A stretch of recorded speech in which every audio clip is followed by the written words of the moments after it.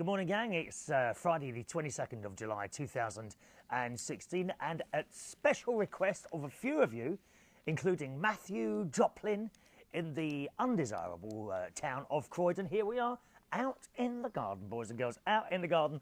And today, at the end of the show today, gang, there will be a grand tour of the back. I actually got a back garden and a front garden, and I feel that I have personally put them in competition with each other. So today, you'll see at the end of the show today about 3 or 4 minutes of all the flowers in the back garden. There's a few there behind us now. Do you like this? Look at this dahlias. Now, none of this is from this year. This is all now between 1 and 2 years old. I'm quite pleased with myself. Indeed, I did invite Pearl, my lovely neighbour from 3 doors down, to come in yesterday, and she was very impressed. I usually give her my rhubarb. Do you like rhubarb? I usually give her my rhubarb in exchange for part of the rhubarb back as a crumble or pie. So I gave her some rhubarb a couple of weeks ago. Sadly, the pie didn't arrive, but never mind. We live in hope. Maybe she hasn't done it yet. Now, I'm not going to be with you for ages and ages today. Hurrah!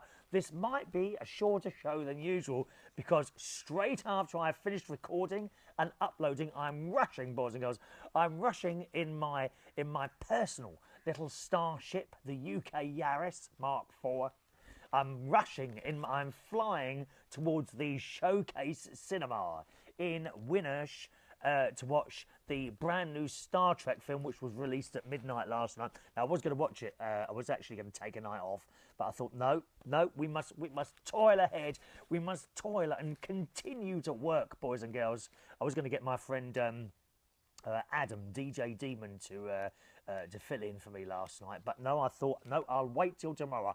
I'll hold off because I think they had a few midnight showings. Have you ever been to a midnight showing of a film at all? The only one I ever went to was the first Star Trek, and it was the new reboot by, what's his name, J.J. Abrams or someone like that. I think that's his name. I did go to that. There was only 10 of us there. all older than me. Blimey, they were coming in wheelchairs and everything, dear. Oh, other Star Trek news. I discovered that it's extremely unlikely that the very first captain of the U.S. Enterprise, William Shatner, won't be appearing in any of the Star Trek films, apparently. They were saying, well, he died in one of them and it would be quite difficult for them to bring him back. Apparently, there's been various scripts running around all over the place with ways to do this, but none of them are really credible. And it'd be like, you remember the shower scene in Dallas years ago when they completely wrote off a series of Dallas. It'd be a bit like that. You wouldn't believe it, So there we are. Okay. Right. Some messages today, boys and girls. In accordance to the show yesterday, Martin Rutherford. Good evening, Martin. Good morning, Martin. How are you today? Says, who needs parking sensors or cameras on your car when Geezer is at the wheel? And there's a picture of his dog. Can you see that there? His dog is driving the car. I hope you weren't going at speed then, dear. You've only got to have the police look over and see a dog driving your car, dear. God's sake. Or me, come to that. Actually, when they go past someone a little bit older, they just look in, smile, and then carry on. It's only the youngsters they're after, like my nephew, whose car apparently has fouled the MOT. Oh, don't you hate that? Never mind, just sort it out. Ray Reynolds. We were mentioning, I want to do a new little series of shows, Meet the Karaoke Singer, where I go out with my camera and talk to people that you've seen singing. And Ray Reynolds, I think the first one's it has to be Ray Reynolds. And as expected, boys and girls, as expected, Ray Reynolds has replied, thanks, Chris, can't wait for you to probe me. You what? Can't wait for you to probe me, and I mean that in a caring way. Do not worry, Ray. You will be probed. Oh, talking of probing, I printed off this little item I saw in today's Daily Mail. Where else? You know I'm a big Daily Mail fan. Oh, you don't read the Daily Mail? Yes, I do. I love it. What do you read? The Star or The Guardian? Oh, that's a paper and a half, isn't it? The Guardian. Dear me, no interest in there. Life before the toilet roll, because you're saying about probing, Ray. Look at this. Hygienic wands from the, or Hygiene wands, W-A-N-D-S, Hygiene wands from 2,000-year-old toilet reveal how disease spread along the Silk Road. I should have looked up what the Silk Road, I think it was a trading passage like 2,000 years ago. Archaeologists found personal hygiene sticks in a latrine dating back to 111 BC. The site had once been a way station, here we go, along the busy Silk Road trading route. So I don't know how this works. Hygiene sticks. So how would that work in comparison to like toilet paper? You know, do you kind of just, if there's anything left, you kind of poke it out and flick it somewhere. Oh, God's sake. It goes on. Scientists found parasite eggs, dear, on the sticks from at least 1,000 miles away. It suggests that the Silk Road caused the spread of disease around. Well, thank God we haven't got sticks anymore. Where would you put them? You can't put sticks on a roll, can you? I suppose there might be a way of doing it. I don't know. You can have a roll of toilet sticks. Do they use the same one over and over again? Oh, God. Awful. Thank you, Ray. Adam, the plumber, says, hello, Chris. The show's on Libsyn. Now, Libsyn, if you're wondering what Libsyn is, L-I-B-S-Y-N, it's where all my old audio shows are held. I think, I can't remember I think it's libsyn.com/Chris Reardon, something like that, I can't remember. The show's on Libsyn. I believe he first started broadcasting on YouTube in January 2008. My God, no wonder I've got to nearly 1,600 blooming video shows now, haven't I? And I did it as an experiment. If you need to find out any more where shows are, like cooking or changing a bicycle tire, and so many more, all you need to do is ask. So thank you for that, Adam. I didn't print off the rest of your message, foolishly. It says, see more. See more. Suddenly see more. I'll have to go back and check that for tomorrow's show. Nicki French, who we mentioned yesterday, top round altogether superstar, ex-singer for the UK on Eurovision Song Contest, pantomimes and shows all up on the country, says, Nicki French, I bloody love you. Oh, don't need to have swearing on my wall, Nicki. Nicki French swearing on my wall. Do you ever see me swear on my wall, dear? Honestly, is that what your pantomimes are like, dear? I bet you've got a right bucket mouth on that stage, haven't you, dear? Swearing at F this and B this. Oh, God, I thought it was a children's thing you did. Honestly. Can you just imagine? I bet, which character are you playing anyway in this upcoming pantomime? I don't even know anything about it. We need to talk to you. Mind you, I am a good driver. Oh, come on, Nicki, dear. You're a lady driver. I don't know. I mean, you want to see my sister. Oh, God's sake. Nutter on the road, travelling along at warp speed. Oh, talking about, I must hurry on because Star Trek's on soon. I am a good driver, I'll have you know. Look forward to another interview, and I will sit on your chair this time. I'll tell you what I'll do. I'll try and get them recovered before you get here, because they were dirty, weren't they? The reason they're dirty is that the cat used to sit up there. She used to jump up onto the chairs. Katie the cat. She can't do that now, though. I don't think she can get up there anymore. Thank you, Nicki. Lovely to hear from you. I love you. I love you. Tommy Flynn says, you don't like getting complaints, is what you mean. No, not complaints here, compliments. I know that sounds really, really stupid, but when people, I kind of, how do I go? It's not that I dislike that happening. I just don't know how to react. Weird, isn't it? When people get, I don't like compliments. I just like to get on with it, you know, get on with it. Thank you very much for all your compliments over the years so far, you know. But I never know how to react to them. So that's what that is, Tommy. And you might want to check your spell checker, dear. Complaints, you said. Complaints, dear. Oh, I don't mind complaints, dear. Do you know what? Going back to the toilet paper subject there, when I get complaints, what I love to do is print them off and use them as lavatory paper. So you feel free to send for as many as you want, every last one of you.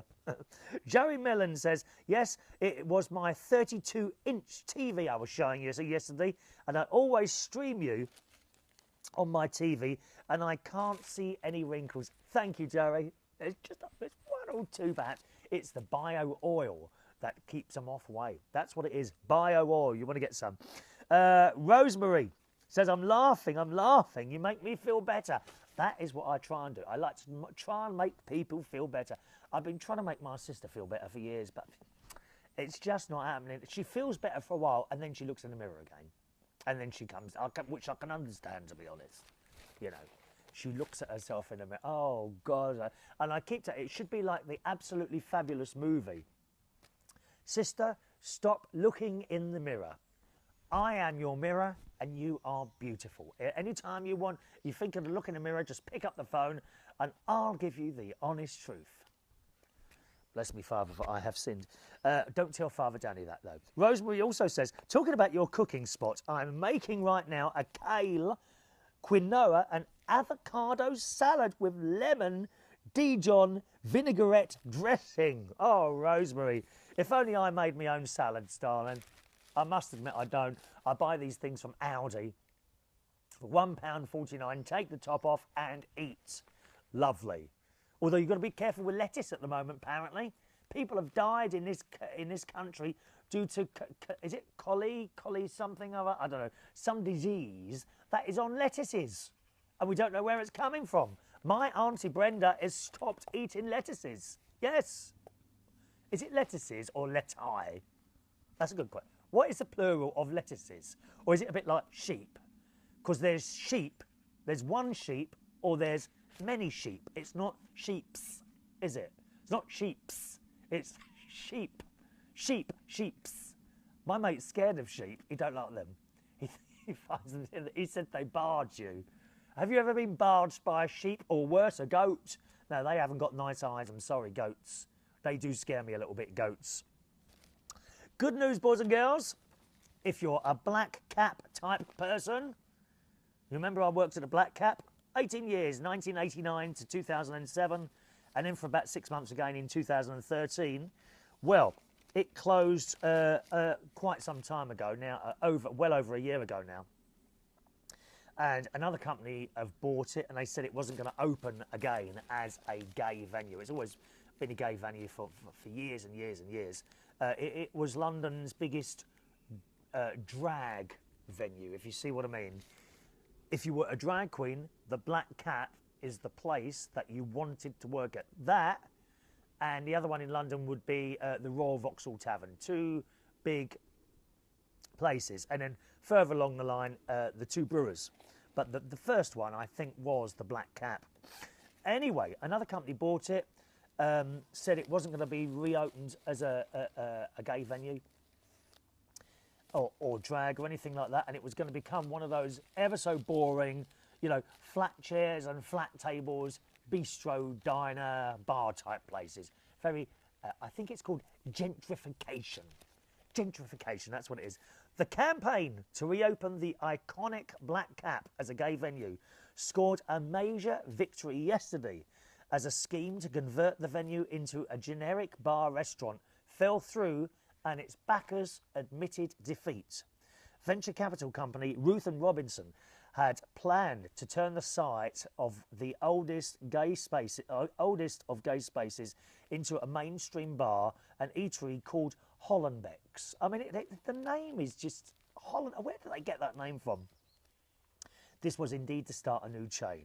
The plan was fiercely resisted by the Black Cap Foundation, which is a group of people that set themselves up, and We Are the Black Cap Community Campaign, which you can find on Facebook if you want to join it, which demanded the reopening of the site as a gay venue called the Black Cap. So that's what they're trying to do, is reopen it as a gay bar, and also to have drag queens like there always has been there. So that's a kind of a victory there, which means it's open again, you know, open again for purchase. So perhaps you have a load of money and would like to see the Black Cap open again as it was. For more information about the Black Cap, just type in the Black Cap Camden on Google and have a look on Wikipedia, and it'll tell you there's a massive history there. And it's a very, very special place as well. When you go in there, you can actually feel the history. It's a beautiful place. All right? There we are then. Where are we now? Now, this has surprised me.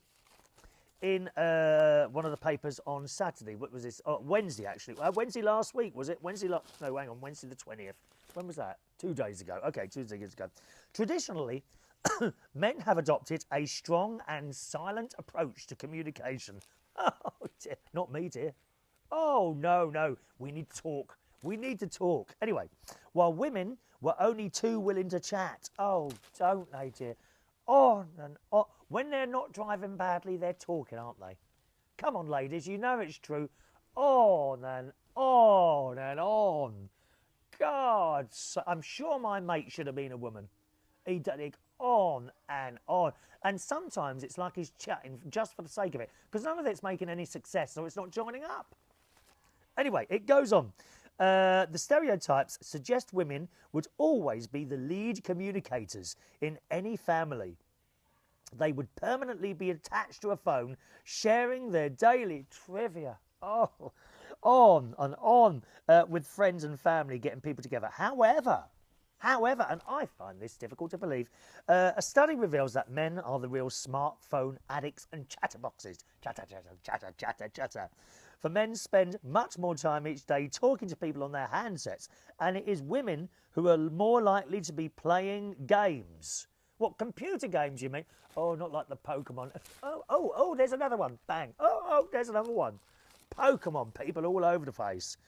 Insurance company Direct Line conducted an experiment where it installed software on the phones of 50 people to track exactly how men and women interact with their devices, and the results received wisdom about how people use their mobile phone on its head. In terms of overall phone usage, men spend an hour longer each day making calls, checking emails, surfing the web. So there we are. Average daily use was 2 hours 44 minutes for men. Can you believe that? So what they're saying is that we spend 2 hours and 44 minutes per day, not necessarily just chatting, doing all sorts of things on the phone. God, that's a lot, isn't it? But no one seems to ring me. Why am I doing all the ringing all the time? No one ever calls back. Interesting thought. Perhaps that's one of you, is it? Chatting away on the phone all the time. Right, let's do today's birthdays and then I'll show you around the garden, okay?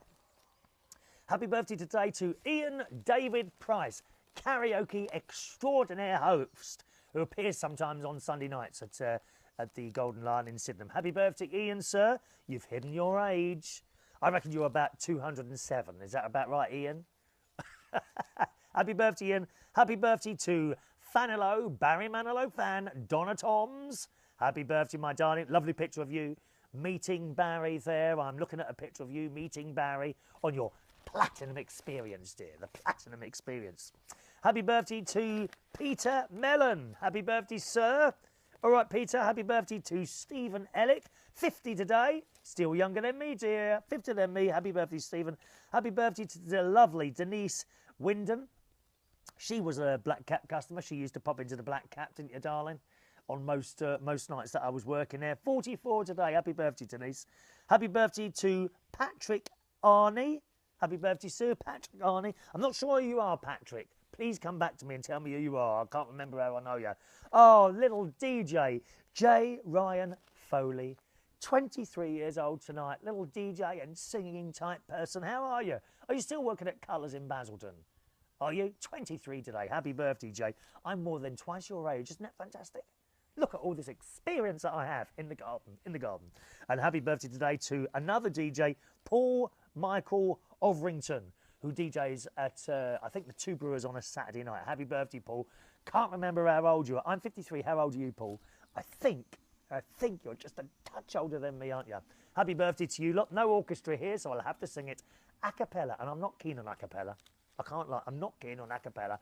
Happy birthday to you. Happy birthday to you. Happy birthday, my lovely people. Happy birthday to you. Right, must rush now, boys and girls. Have a lovely birthday if it's your birthday. Tonight, don't go anywhere. I'm going to show you around the garden in a minute. Tonight, I shall be hosting karaoke at Central Station in Wharfdale Road, King's Cross. That's every Friday from 8:30 p.m, okay? And with the introduction of my brand new lights, which will making their first appearance, hopefully, on the stage tonight, okay? So that's karaoke tonight, every Friday, from 8:30, and indeed every Monday from 8 o'clock. And that's it's in Wharfdale Road in King's Cross in London. Time for a little look around my garden with a little bit of music playing behind you. Enjoy this, and I'll see you soon. I'm off to see Shatner. See you.